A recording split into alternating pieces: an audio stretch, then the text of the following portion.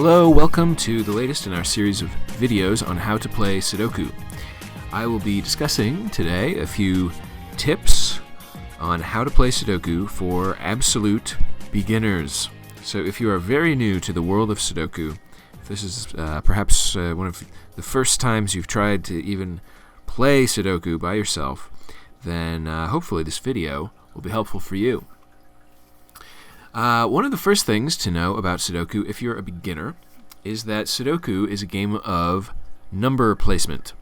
You can see here there's a grid with 9 different squares and 9 different rows, horizontal rows, like this one here at the top, and vertical columns. There are 9 vertical columns, like this one here, from top to bottom. And within each row, column, and square, your goal is to place the numbers 1 through 9 without repeating any of the numbers. So each square can have the numbers 1 through 9 in it without any duplicates. Each row can have the numbers 1 through 9 without any duplicates. And each column can have the numbers 1 through 9 without any duplicates. And so the challenge, what makes Sudoku so fun and complex, is that you have to find a way to place the numbers. Every number has its own place, and every puzzle grid is a little bit different.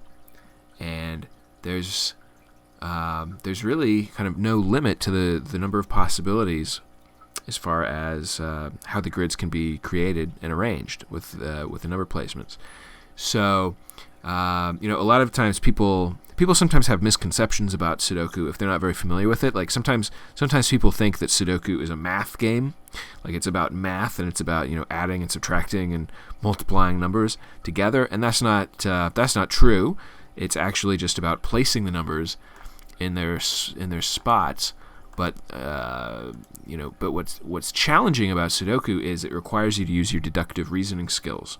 It requires you to use what you know based on the facts that are visible, and building on what you already know, making some decisions to identify further opportunities to place additional numbers on the grid. So it's basically, Sudoku is a game of logic and deductive reasoning, and it's also a game of momentum, because what tends to happen is, as you begin to place numbers on the grid, every time you place a number on the grid, and you'll see this once we start playing here shortly, every time you place a new number on the grid, you get more information, which makes it possible for you to make additional placements. So basically, ideally, if things go well and you start to see opportunities, every single number that you place on the Sudoku grid is going to start making your job a little bit easier. The game kind of reveals itself to you as you move along, as you move forward. And the more success you have in placing numbers, the more success you're likely to get. So every now and then you'll just get a breakthrough. You'll find where to place a certain number in a certain spot, which totally opens up new possibilities and totally changes the game. So these are some of the things that make Sudoku so interesting. And if you're very new to Sudoku, it usually helps to start by looking around the grid and look for what I like to call low-hanging fruit. Look for some possibilities on the grid where there are already a lot of numbers there. There are already a lot of clues already in place. And you can kind of do this in whatever way you feel most comfortable with. Sometimes people like to just kind of start at the top of the grid and scan along and see what they can find. Like if you could look at this top row, the row that starts with 6 and 5, 9, 2, 3, and look around and one of the things you can do, you have to keep in mind that let's just look at this top row just for the sake of example. If we were going to start by looking at the very top row of the grid and trying to place some numbers, we need to see which numbers are already there and which numbers are missing. And we can see there's a number 2, a 3, a 5, a 6, and a 9. So just by a process of deductive reasoning and counting through the total numbers 1 through 9, we know that these empty spaces, there are 4 empty spaces here. These empty spaces are going to contain, in some order, in some combination, going to contain the numbers 1, 4, 7, and 8. And so what we can do is we can start to look for these missing numbers elsewhere in the grid to see if we can get any clues to help us figure out which numbers go in which spaces. So we know we're missing 1, 4, 7, and 8 in this top row. I see a number 1 right here. So we know that the 1 cannot go in that space.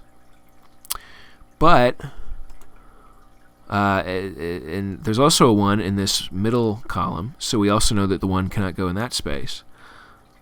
So the 1 has to be either here or here. Okay, the number 1 for that top row has to be in one of those two spaces. But we don't really have enough information to know for sure. And so we're better off ignoring the 1 for now, because we just don't know enough information yet to be able to make a good decision. That's one of the things about Sudoku. Another myth about Sudoku that sometimes people have is that they think that Sudoku is a guessing game. Like you just guess which numbers go in which space. And that's not true either. You're actually better off not guessing with Sudoku. You're actually better off most of the time just zeroing in on the different spaces in the grid, figuring out which numbers go where based on the evidence that's there, and then you can use that to build a strong foundation for the rest of the game.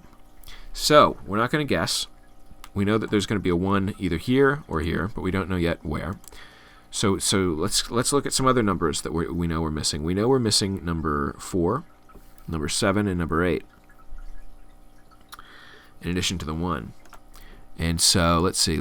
I see there's a 4 over in this square, and we know that since there's a 4 in this same square, that means that the 4 cannot be in this space, because there can't be two number 4s within the same square. You see that?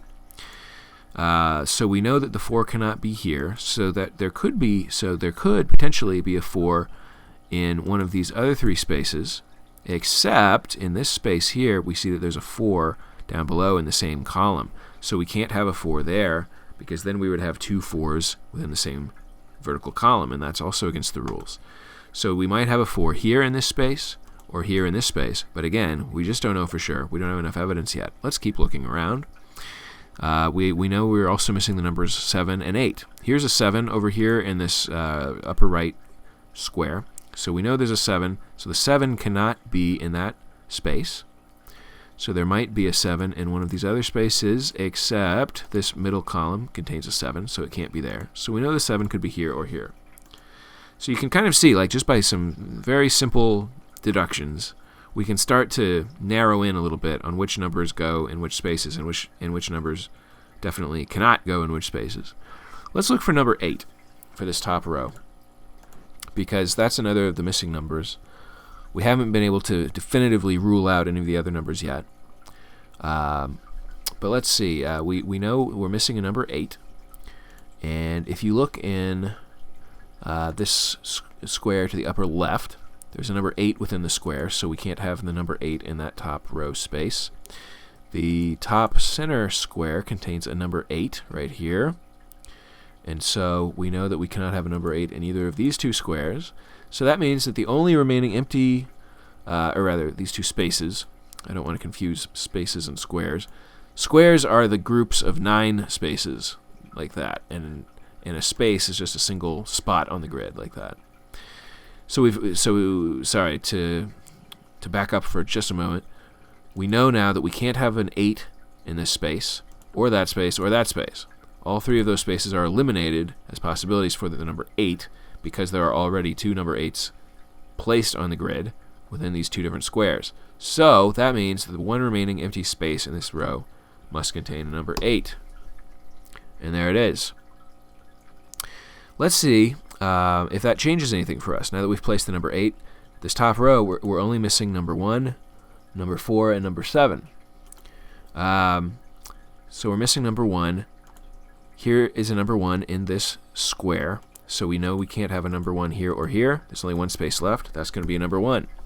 And do you see what we just did there? Just by placing a single number, we were able to get definitive proof to eliminate 2 empty spaces for another number, which gave us the right answer for where to put that number 1. You see why it's important not to guess and to kind of just think through the possibilities? And, this is why Sudoku it can be a challenging game, because sometimes people get impatient and they want to just kind of take a shortcut or take a chance on guessing. But the truth is, you really need to examine the evidence and think through the different possibilities and try to eliminate the possibilities in order to make a well-informed decision. So let's see, what's left? This top row only has 2 empty spaces. We know we are missing a number 4 and a number 7. So there must be a 4 and a 7 in these 2 spaces, but we don't know which. Let's look down below. There's a 7 in the middle column here. So that means that the 7 cannot be in this space. So this space is a 7. And that means, just by process of elimination, the last number remaining to place in this top row is number 4. So there it is. And just like that, we have filled in the top row of the Sudoku grid. So that's one tip for the beginners. Sometimes it helps to just start at the top. Just start somewhere. Start at the top row. But if you want to, kind of get some momentum going, one of the good things to do is to look around the grid and figure out where are some places that already have a lot of numbers in place. For example, this middle square that has the 1, 3, 2, 7, 8, 4, 6. There's only 2 empty spaces here. So presumably this might be a good spot to place a couple of numbers, because we already have a lot of clues, on the board, so to speak. So let's look at this. We know we're missing the numbers that are in place are 1, 2, 3, 4, 6, 7, 8. So we know we're missing a 5 and a 9. And just by looking around a little bit, actually this is going to be kind of a dead end. Because these 2 empty spaces, we don't see any other 5s or 9s that are in the columns or rows running into these spaces, and so we cannot eliminate either the 5 or the 9 from either of these spaces. So rather than guessing and taking the chance with that, let's leave this center square alone, and let's move on to a different part of the grid. Again, looking for low-hanging fruit, so to speak. Let's look for a different part of the grid that has a lot of numbers in place and see if we can solve that.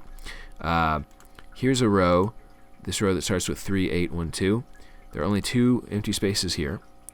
We know that the numbers 1, 2, 3, 4, 5, 7, and 8 have already been placed, and so the only numbers left are 6 and 9. And I can very quickly see there's a 9 right here, okay? There's a 9 within the same square that this space is in. So we know that the number 9 cannot be in this space. So by process of elimination, it's got to be 6. And then once again, by process of elimination, that one remaining space has got to be number 9. And now that we have filled in that blank space for the 6, we can complete this top center square of the grid with the one remaining number, which in this case is, if you count through really quick, 1, 2, 3, 4, 6, 7, 8, 9. Number 5 is the only one missing. So there it is. And if you remember, which were the numbers that we were missing from this central square? They were 5 and 9, right?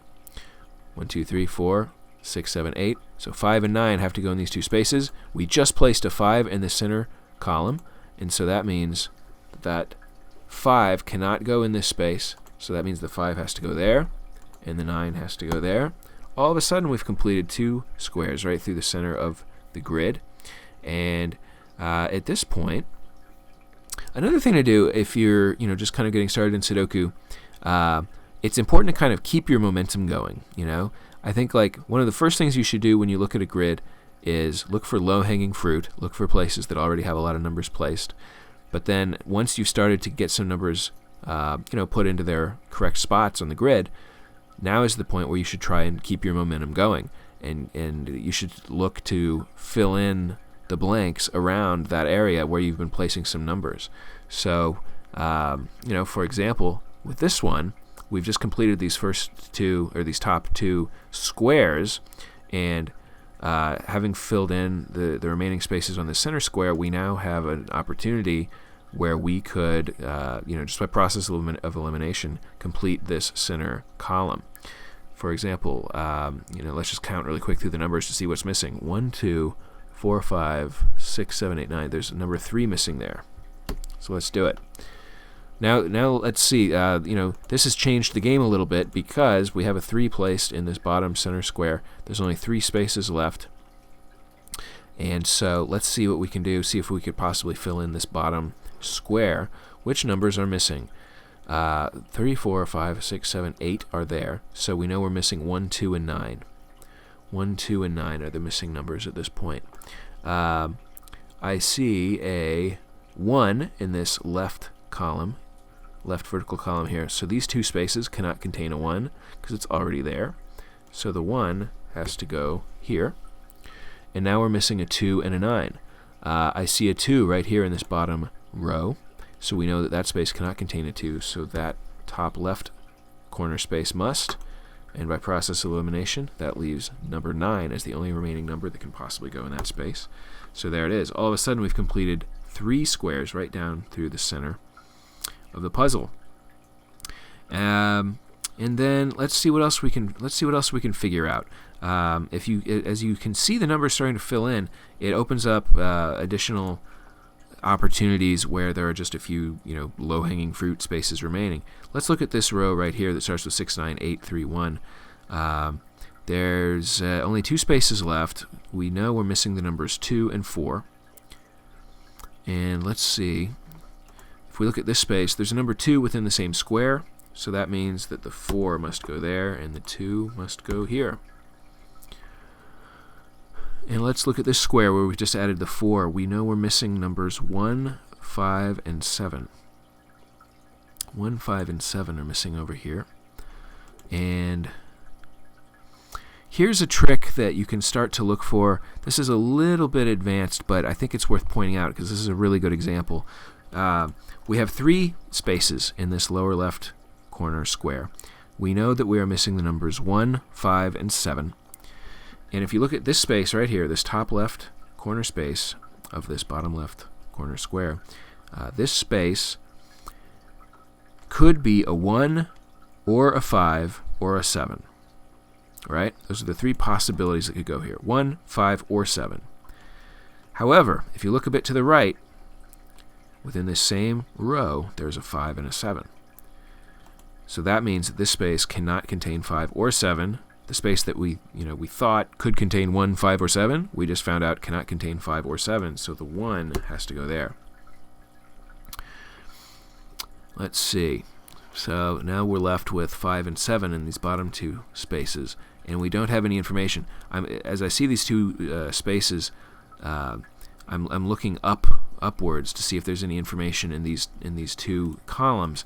But there are no clues, so we don't know for sure which one goes where. We don't know if the 5 or the 7 goes in these spaces. So let's see. Let's look at this row where we've just placed the number 1. There are 3 blank spaces in this row, the row that starts with 1, 8, 3. We know that we are missing the numbers 4, 6, and 9 from this row. We're missing the numbers 4, 6, and 9.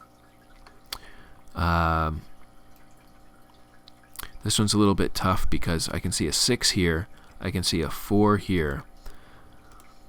So that means that the 4 cannot go here and the 6 cannot go here, but we don't have any other clues that can help us definitively eliminate either 4 or 6 from this center space. And so we don't know for sure which one goes where. So we're going to have to kind of step away from this part of the grid. That's the other thing to keep in mind when you're playing Sudoku, even as a beginner, is that you have to be prepared to be kind of adaptable. You have to be ready to jump around a little bit, look to different parts of the grid. Don't get overly stuck on staying in just one corner of the grid. sometimes you'll reach a dead end. Sometimes you'll get to a point where you've been placing a lot of numbers and you felt like you had some good momentum, but sometimes the momentum just kind of comes to a halt, and that's when you kind of have to take a fresh look at things and consider just opening up some possibilities in a different part of the grid where maybe you hadn't placed any numbers yet. So with that in mind, let's look around a little bit. Let's look at this square over here. It's only got 2 numbers placed, 1 and 9. But let's see what we can see over here. We know that there's a lot of numbers missing. We know that we're missing 2, 3, 4, 5. We're missing everything. We're missing everything except the 1 and the 9. I'm just kind of looking around to see what we can see.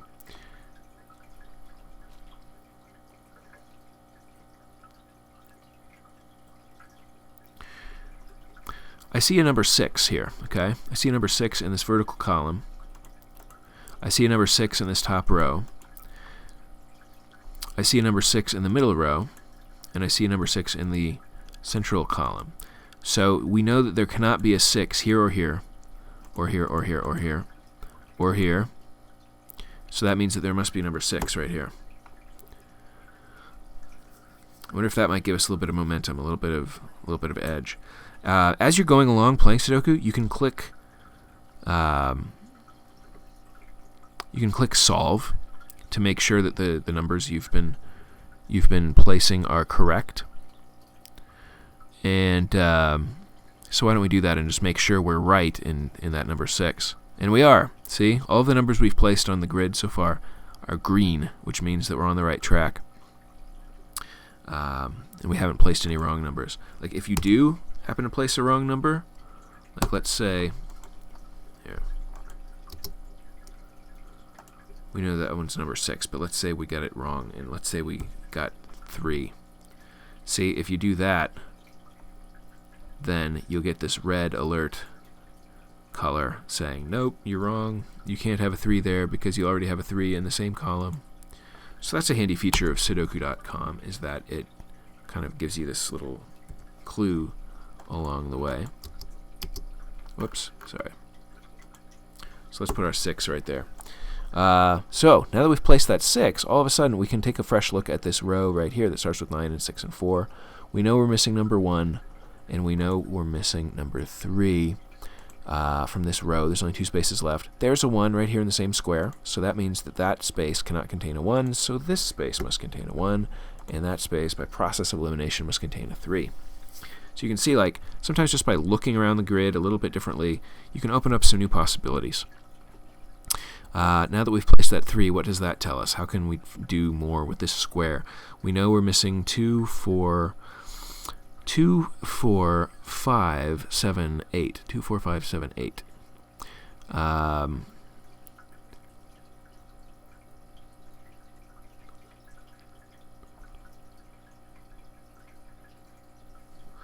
And I'm just looking around a little bit to see if I can spot any 2, 4, 5, or 7, 8. I'm not finding it. So let's, we might not be able to place any more numbers right at the moment, right here in this square. Let's look over here to this other square where we recently placed that 1. This square is missing 3, 4, 7, 8, and 9.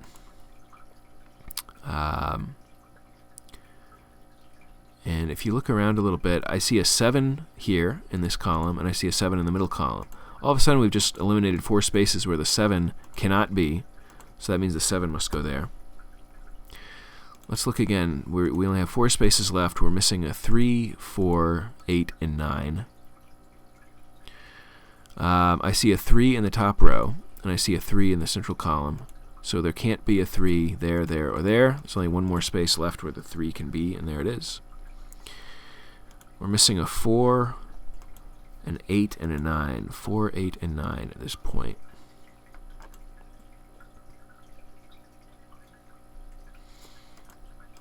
Let's see. I see a 4 and an 8 right here in this left column. And so that means that the 9 has to go in that spot. And that means there's only 2 spaces left in this square. And we did some good work here. We did, we very quickly were able to place 3 additional numbers. And now let's see what we've learned about this middle row, the one that starts with 1 and 6, 9. There are 3 spaces left in this middle row. 1, 2, 3, 6, 7, 9. So we know we're missing number 4, 5, and 8.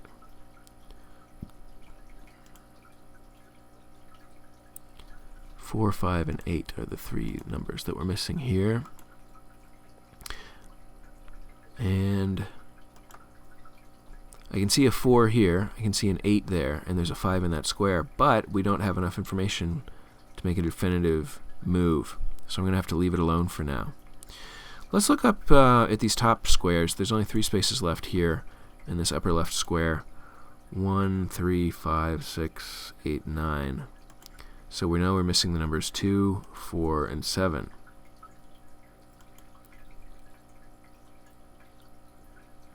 And I don't see any clues right at the moment to help me solve this square. Let's look at this one over here to the right. 3 spaces left. We're missing the numbers 1, 6, and 9. 1, 6, and 9. And I see a 1 and a 6 right here in this row, this right side vertical column. So we know that since there's already a 1 and a 6 in this column, the 9 must go there. And that leaves us with 1 blank space in this column that we can fill in just by process of elimination. 1, 2, 3, 5, 6, 7, 8, 9. There's a number 4 missing over here. So there it is. What does that tell us now that we've placed the 4 in this row? Can we fill in the rest of this row? 1, 2, 3, 4, 5, 7, 8. We're missing a 6 and a 9. There's a 9 right here in that column, so that means the 6 must go there, and the 9 must go there, and by process of elimination, there must be a 1 right there. That leaves us with 2 spaces in this bottom row. I'm sorry if I'm going kind of fast. Hopefully everyone can kind of follow along. I'm trying to see if I can finish this game pretty quickly here. This bottom left corner square, there's only 2 spaces left. We know we are missing number 5 and number 7, and I don't see anything to lead me to make a definitive judgment there, so I'm going to leave that alone. Let's look at this column. Sometimes it's good to go back and see if you can fill in some blanks. Let's look at this column right here that has 2 spaces, the one that starts with 5, 8, 1. We're missing the numbers 4 and 7. And again, I don't see them. I just don't. Oh, here's a space we can fill in, blank we can fill in. There's only 1 space left in this column, and we know we're missing the number 1. So there it is. That leads us to 1 space left in this square. We know that we are missing the number 6. So there it is.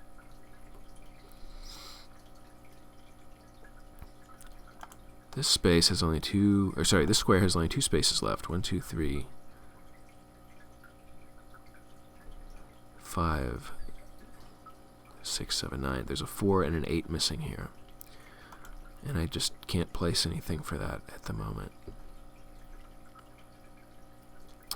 Let's look at this this vertical column here. We know we're missing number 2, 2, 5, 7, and 8.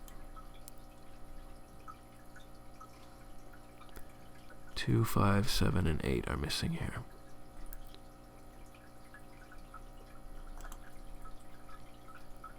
And I just can't place anything there either. What about this row that starts with the 5, 1, 3? We know we're missing number 2, 4, 7, 2, 4, 7, and 8.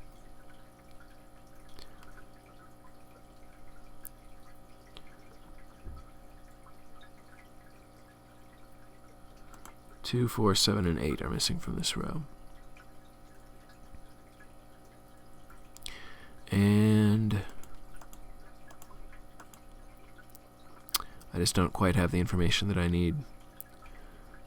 So let's see, what else can we take a look at? Sometimes you just get sometimes you get stuck with Sudoku. Sometimes you get to a point where you're not able to place any new numbers.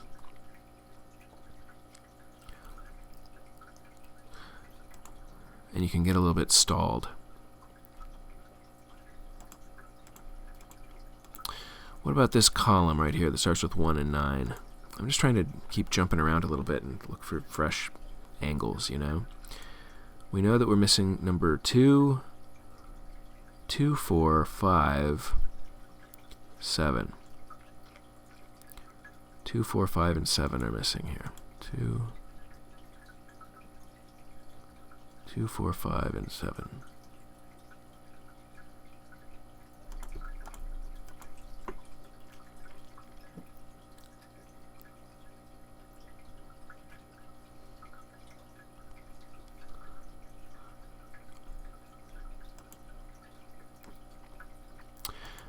And again, I'm just kind of stuck. What about this square now that we've placed a few numbers over here? We know we're missing 2, 4, and 7. And there's a 4 here and a 2 there, but I just don't know enough about the 7.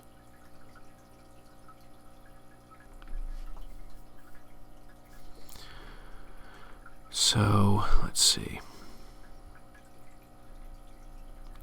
1, 2, 3. I'm looking over here at this square again. 1, 2, 3. Missing 4 and 8. And we just don't know.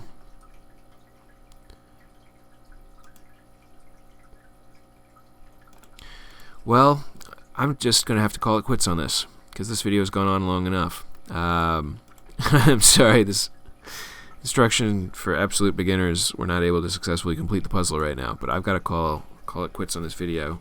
But I hope you've learned some useful techniques as far as looking for low-hanging fruit, building momentum, filling in the blanks where you can after you've completed some numbers, and just generally maintaining an adaptable mindset, being able to look for fresh angles on the puzzle, look for new ways to place some numbers.